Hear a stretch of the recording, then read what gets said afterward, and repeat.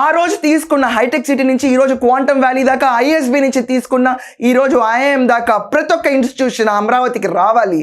Because ఇది తీసుకొచ్చింది ఆయనే, దాన్ని మళ్ళీ ఇక్కడ సమకూర్చాల్సింది ఆయనే ఆంధ్రప్రదేశ్లో.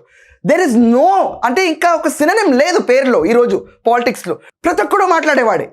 అమరావతికి 1,00,000 కోట్లు ఎందుకు, అమరావతికి 1,000 ఎకరాలు ఎందుకు, క్యాపిటల్ అనేది ఎందుకు, ఉన్న క్యాపిటల్లో కట్టుకోవచ్చు కదా అని పనికి మాలిన బుడబొక్క ఎదవులందరూ మాట్లాడడానికి మైకులు పెడుతుంటే ఇష్టం వచ్చినట్టు మాట్లాడతారు. ఈరోజు తెలుసా మనకి క్యాపిటల్ అంటే ఏంటో, తెలుసా మనకి డెవలప్మెంట్ ఏంటో, తెలుసా మనకి స్టార్టప్ ట్రావెల్స్ ఏంటో, తెలుసా మనకి ల్యాండ్ పూలింగ్ ఏంటో.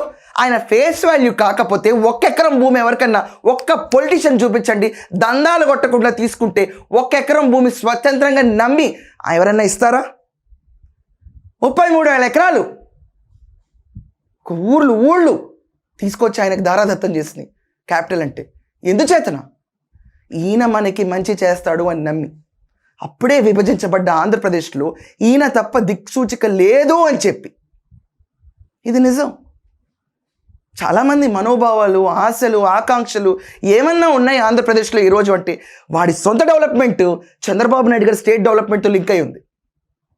వీడు పైకి రావాలంటే ఆయన దారి చూపించాలి. ఈరోజు వీడి ఇంట్లోంచి బయటకు వెళ్ళి పనిచేయాలంటే దారి కంపెనీస్ ఆయనే తీసుకురావాలి. నిరుపేద కుటుంబం అయితే P4 నుంచి ఆదుకోవాలి ఆయన.